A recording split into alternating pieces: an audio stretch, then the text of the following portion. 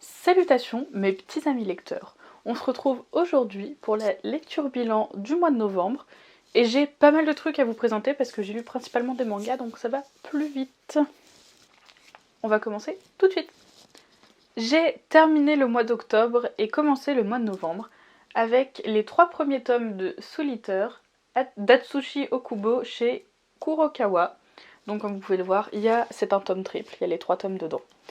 Et franchement, je l'ai commencé sans m'attendre à grand chose et j'ai pas mal aimé. J'aime beaucoup l'humour qu'il y a dedans, j'aime beaucoup les dessins. Par contre, il y avait un peu trop de dessins de filles à poil pour moi. C'était vraiment, on sentait une espèce de fanservice, mettons des filles avec des gros nichons à poil. Après, je pense que ça fait partie de l'humour de l'auteur et de l'humour de l'œuvre, mais il y a juste ça qui m'a un poil dérangé. Sinon, j'ai beaucoup aimé les personnages, l'histoire qui se met en place à la fin du 3. Enfin, qui se met en place à la toute fin du 3 parce que les 3 premiers tomes sont des tomes d'introduction des personnages. Donc on a...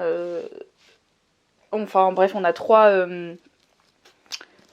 personnages avec 3 armes différentes et ils se battent de manière un peu différente.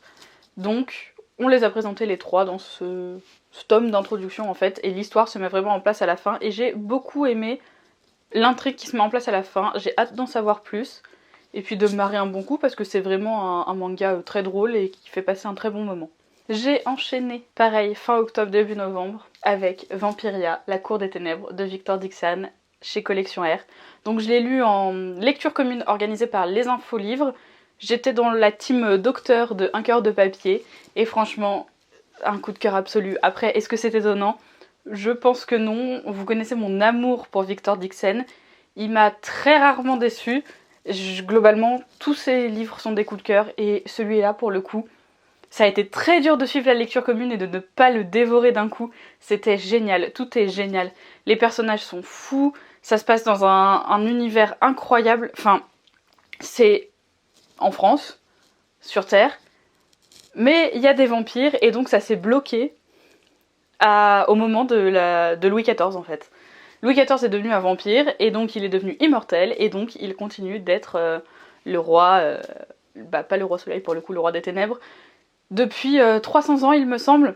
Et on suit une jeune fille dont les parents ont été tués parce que c'était des frondeurs, des résistants quoi, qui se retrouve propulsée à la cour parce qu'elle a pris l'identité d'une noble, et on suit toutes ses aventures comme ça, elle fomente sa vengeance, etc. Et c'est très très intéressant. Historiquement, j'aime beaucoup. Il y a un côté historique sans que ce soit vraiment réel, et les personnages sont fous. Bon, j'avoue que le personnage principal m'a fait lever les yeux au ciel plus d'une fois, et je me suis dit putain, elle me saoule, elle me saoule, elle me saoule. Heureusement, ça s'arrange à la fin. Et j'ai qu'une seule envie, c'est de lire la suite. Là, je suis à 2 doigts de prendre un avion pour aller à Washington pour demander la suite à Victor Dixon. Mais à part ça, tout va bien. Bref, vous l'aurez compris, un véritable coup de cœur absolu. Lisez tous les livres de Victor Dixon, voilà, c'est tout ce que j'ai à dire. J'ai ensuite lu le premier tome de l'Attaque des Titans. Je me rappelle plus si je vous en avais déjà parlé ou pas, mais bref, ma photo est sortie en novembre et je les ai relus. Parce qu'après j'ai enchaîné avec le 3, enfin bref, mais j'ai pas le 3 sous la main, je vous le présenterai le mois prochain. Mais ouais, j'ai lu le tome 1 de l'Attaque des Titans, donc de Hajime Isayama chez Pika Édition, ainsi que le tome 2, toujours de Hajime Isayama chez Pika Édition. Et franchement, c'est un très bon manga. J'ai du mal un peu avec les dessins que je trouve un peu brouillons, notamment dans les scènes de combat. Mais j'ai vraiment l'impression de me répéter. C'est très possible que je vous les ai déjà présentés, mais je les ai relus, donc je vous les représente. Voilà. Et j'aime toujours autant l'intrigue, par contre. L'intrigue est très cool, j'ai très envie d'en savoir plus. D'ailleurs, je me suis pris la suite, je sais pas si vous les voyez, ils sont là, que j'ai très hâte de lire. Et franchement, à part ça, j'ai pas grand chose à dire. Intrigue top, plein d'actions. Ça c'est cool, il n'y a pas de moments creux et autres, mais par contre j'ai vraiment du mal avec les dessins que je trouve très brouillons. En même temps il y a plein de scènes de combat, donc c'est des grands traits de crayon, etc. Enfin, j'ai un peu de mal, mais à part ça, très envie de savoir la suite. Ensuite, toujours dans des mangas, j'ai lu le tome 1 de The Promised Neverland de Keiyu Shirai et Pozuka Demizu chez Kazé. ainsi que le tome 2, donc toujours chez Kazé, toujours des mêmes auteurs. Et pour le coup, j'ai adoré. J'ai vraiment adoré ma lecture. J'avais un peu peur parce que y a une hype immense autour de The Promised Neverland. Et je me suis dit, moi généralement, les trucs qui sont très hypés comme ça, j'ai pas envie de les lire en même temps que les autres. C'est comme Game of Thrones. Ah non, vous le voyez pas, il est là-haut. Je vais commencer à les lire là bientôt. Mais genre 1000 ans après tout le monde, quoi. Parce que généralement, quand il y a une grosse hype autour d'un truc, ça a tendance à un peu me saouler. Mais bref, ça a quand même été un super, quasiment coup de cœur. J'ai vraiment adoré, une très très très bonne lecture. L'histoire, je la trouve géniale. Les dessins, je les trouve sublimes. J'adore tous les dessins dans ce bouquin. Comment sont dessinés les personnages et tout. J'aime beaucoup que le personnage principal soit une fille, Emma. Je vous montre un petit peu quelques planches. Bref, j'adore. J'aime beaucoup l'univers qui a été mis en place dans un orphelinat, l'ambiance un peu glauque, creepy, le fait qu'il y ait plein de complots, qu'il y ait une course contre la montre, etc. Enfin bref, j'aime beaucoup que ce soit l'histoire et les dessins pour le coup.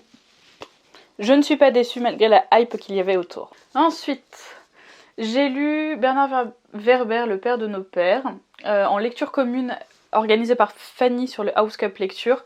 Alors c'était il y a un bail, mais ma photo n'est sortie que maintenant parce que je suis très peu à jour dans mes chroniques. Donc je vous en parle que maintenant.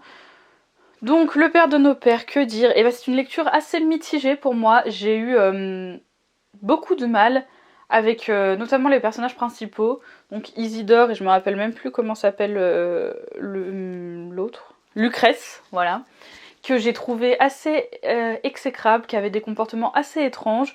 Puis même l'histoire en elle-même, j'ai bien aimé l'enquête. J'ai beaucoup aimé que ce soit alterné entre donc l'enquête de Lucrèce et Isidore et un retour dans le passé où on suit Il, qui est un de nos ancêtres, quoi, donc qui vit sa vie il y a très très très très très longtemps dans la savane, là. Ça j'ai beaucoup aimé. Par contre il y a des moments je me suis dit mais what? Pourquoi? Qui? Comment? Il y a des trucs qui partent totalement en vrille. Par contre j'aime toujours autant l'écriture de Bernard Werber, le fait qu'il y ait pas mal de un côté scientifique dedans et qu'on apprenne des choses, ça j'aime beaucoup. Mais voilà, pareil j'ai trouvé qu'il y a des scènes de sexe un peu crues quand même, qui m'ont un peu dérangé certaines pour le coup. Puis il y a d'autres scènes de violence assez... ouais, il y a des scènes un peu crues qui peuvent déranger. Pour le coup, ça m'a légèrement dérangé, mais il n'y en avait pas non plus des milliards comme dans American Psycho, là où pour le coup, de A à Z, c'était dérangeant. Mais c'était un peu étrange. Enfin bref, ça reste une lecture en demi-teinte pour moi. Je pense, si un jour j'ai l'occasion, lire la suite, parce que c'est une trilogie, souvent Werber écrit en trilogie. Mais c'est pas dans mes priorités, quoi, loin de là. Si un jour... je ne sais pas, Fanny décide de faire la suite de l'ALC ou autre, peut-être que je la ferai, ou peut-être que si un jour je tombe dessus dans une brocante pour pas trop cher, peut-être que je lirai la suite, mais pour le moment c'est loin d'être dans mes priorités. J'ai enchaîné ensuite avec une autre lecture commune de House Cup Lecture, avec Julia cette fois-ci, et ce n'est autre que le portrait de Dorian Gray d'Oscar Wilde. Donc oui, vous ne rêvez pas, c'est un classique. D'ailleurs édité chez Folio Classique. J'en lis très très peu. Je pense que d'ailleurs je n'en ai présenté aucun sur cette chaîne, si je ne m'abuse. Et bien le voici, le premier, le portrait de Dorian Gray. Et pour le coup, ce fut une bonne lecture. J'ai apprécié. J'ai adoré découvrir Dorian Gray, l'aimer puis le détester. J'ai adoré aussi voir comment il sombre dans la folie, tout ce qui se passe. Il y a des enquêtes aussi, enfin bref. J'ai trouvé ça génial. Le personnage d'Henri, par contre, j'ai envie de le frapper à coups de pelle, mais ça, on est toutes d'accord sur House Cup. D'ailleurs, si vous passez par là, on peut s'acharner sur lui. Il le mérite. J'ai beaucoup aimé l'écriture aussi. À part, il y avait des longueurs, mais ça, c'est un classique, donc forcément, le style est beaucoup plus lent que ce qu'on peut faire actuellement. Il y avait quelques longueurs, notamment le chapitre 11, qui était interminable. Mais à part ça... je suis étonnée, je l'ai lu plutôt vite et plutôt bien, et j'étais vraiment prise dedans. J'avais un peu peur parce que vous connaissez mon genre de lecture, il y a très très peu de classiques. La plupart c'est de la fantasy young adulte, qu'on se le dise. Mais là pour le coup, agréablement surprise, je suis contente d'avoir lu un classique et je pense que je vais essayer d'en lire un peu plus souvent. Bref, Le portrait de Dorian Gray est un très bon livre, je vous le recommande. Ensuite, j'ai enchaîné avec le premier tome d'Arte de Kei Okubo chez Komiku Éditions, ainsi que le tome 2. Encore une fois, lecture fortement influencée par mes copines du House Cup Lecture, et pour le coup, je les en remercie. C'est un véritable coup de cœur. Ce manga, c'est un rayon de soleil. Je sais pas comment vous le dire autrement, c'est un rayon de soleil. Les dessins sont magnifiques, l'histoire est superbe, Arte donne la pêche, le sourire, enfin bref, elle est très inspirante et franchement, si vous avez un petit coup de mou, si vous êtes un peu déprimé, notamment là, l'hiver, le Covid, tout ça, et bah lisez ce manga, c'est vraiment un rayon de soleil. Ça va procurer de la joie dans votre vie, donc je vous le conseille à 100%. Il est vraiment top, top, top.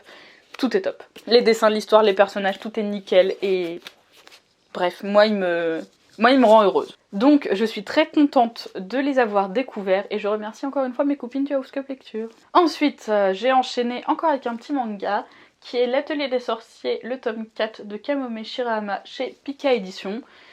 Et pour le coup, j'ai vraiment beaucoup aimé, beaucoup. J'ai lu donc les 3 premiers, bien évidemment, je n'ai pas commencé par le 4, je ne suis pas complètement stupide. Et pour le coup, les 3 premiers tomes, j'avais bien aimé, je trouvais ça mignon, mais sans plus.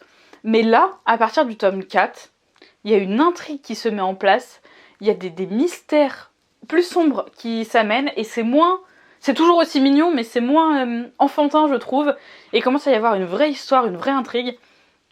Et pour le coup, je suis ravie, parce que j'adore les dessins, hein, clairement, je suis amoureuse de tous les dessins. Mais regardez juste cette couverture. Bref, tout est comme ça à l'intérieur. Vraiment, je peux pas être... Je crois que c'est mon manga avec les dessins que je préfère. Regardez-moi ça, bref. Magnifique. Et j'étais un peu mitigée par l'histoire parce que je trouvais ça mignonnet, mais sans plus, quoi. J'aurais continué, hein, parce que je trouve ça très mignon, mais... C'est tout. Je trouvais ça mignon. Ça s'arrête là. Sauf qu'à partir de ce tome, que d'action, que de péripéties, que de mystères. Et je suis ravie. J'ai très hâte de lire la suite. Très hâte. Bah d'ailleurs, ils sont là. Et ils vont pas tarder à y passer parce que franchement... J'adore. Et pareil, je vous le recommande fortement. Par contre, il faut avancer, quoi. Les 3 premiers sont mignonnets, mais sans plus. Mais à partir du 4, j'espère que ça va continuer comme ça avec les autres. 4, 5, 6, 7, puisque c'est sorti jusqu'au 7. Parce que franchement, ça prend une tournure que j'adore. Ensuite, j'ai lu le premier tome de GTO, donc Great Teacher Onizuka, de Toru Fujisawa aux éditions Pika, et le tome 2, toujours aux éditions Pika bien évidemment. Pareil, c'est un manga qu'on m'a recommandé comme étant un classique de la littérature manga, quoi.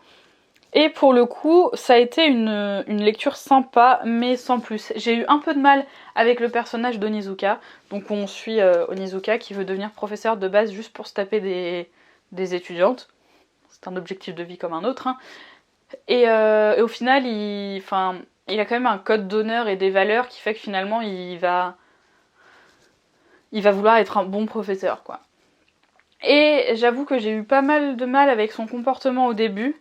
À la fin du 2, ça s'améliore, déjà. J'ai préféré le tome 2 au tome 1. Et donc à la fin du 2, ça s'améliore. Et j'ai hâte de lire la suite. Pareil, ils sont là, chez les 2 suivants, pour voir comment ça va évoluer et si j'accroche plus. Pour le moment, ça a été... franchement, j'ai envie de savoir ce qui se passe... ce qui se passe pour Onizuka, mais j'ai eu un peu de mal avec son caractère et autres. Pareil, les dessins, c'est pas mes dessins favoris, hein. Ils sont sympas, franchement. Je préfère ceux-là à ceux de l'Attaque des Titans. Mais c'est pas mon favori, hein. Bah, évidemment, ça n'a rien à voir avec l'Atelier des Sorciers. C'est pas du tout le même style. Mais ouais, voilà, sympa, mais sans plus pour le moment. J'ai quand même envie de savoir la suite. J'ai l'impression que ça s'améliore. On m'a dit d'ailleurs dans l'oreillette, flou si tu passes par là, que à partir du 3 ça s'améliorait. Donc on va voir. J'ai quand même hâte de savoir la suite et ça reste quand même un bon manga. Et enfin, j'ai terminé le mois de novembre avec le tome 1 de The Ancient Magus Bride. Je m'excuse pour mon anglais. Mais vraiment, toute personne qui parle anglais doit actuellement se pendre dans sa maison. Je suis vraiment désolée. Donc bref, vous pouvez lire le titre par vous-même, je vais pas le redire. De Yore Yamazaki aux éditions Komiku. Donc j'ai lu le tome 1 et le tome 2. Et pareil, ce manga, un coup de cœur. J'ai adoré l'univers, l'histoire, les personnages, les dessins, l'intrigue, tout. J'ai tout adoré. J'adore. Il y a de la magie, il y a une orpheline, il y a des histoires, il y a des secrets, il y a des mystères, il y a des méchants, il y a tout ce qu'il faut pour faire un bon manga. Et en plus, les dessins sont super beaux et l'univers est génial. Et enfin, bref, je suis aussi amoureuse de ce manga-là et je vous le recommande aussi, il est super. J'ai le tome 3 je crois, ah oui vous le voyez pas, il est derrière Sailor Moon, mais j'ai le tome 3 dans ma palle, j'aimerais bien avoir la suite que je vais très probablement demander à Noël. Mais ouais, c'est super. Donc on suit Shizé qui est une Slevega, en gros elle absorbe la magie autour d'elle et donc elle est assez puissante, sauf que résultat elle a une espérance de vie plutôt courte et elle a été achetée par ce monsieur là qui s'appelle Elias qui veut déjà l'épouser de 1 et de 2 lui apprendre à se servir de sa magie pour qu'elle vive plus longtemps. Et l'un comme l'autre ils ont un passé et des mystères qu'on ne connaît pas et qu'on découvre au fur et à mesure et franchement j'adore, j'aime beaucoup. Voilà, je vous ai présenté tout ce que j'ai lu pour ce mois de novembre. Donc comme d'habitude, si je devais vous en recommander un seul, Vampiria la cour des ténèbres de Victor Dixon. Voilà, personne n'est étonné, c'est mon coup de cœur absolu du mois, même si j'en ai eu d'autres que j'ai beaucoup aimé, voire qui ont été des coups de cœur niveau manga. Victor Dixon, je ne peux pas faire une vidéo lecture bilan avec Victor Dixon et vous recommander pour le mois un autre livre, c'est impossible. Lisez ce livre, lisez Vampiria, lisez Victor Dixon, aimez-le, adorez-le, enfin bref. Voilà, vous savez quoi faire prochainement pour Noël. C'est bientôt Noël, demandez-le, commandez-le. Ça ne sera qu'un bonheur, je vous le garantis. Sur ce, j'arrête de vous embêter, je vous souhaite une bonne semaine. On se retrouve très prochainement pour une nouvelle vidéo. Bye!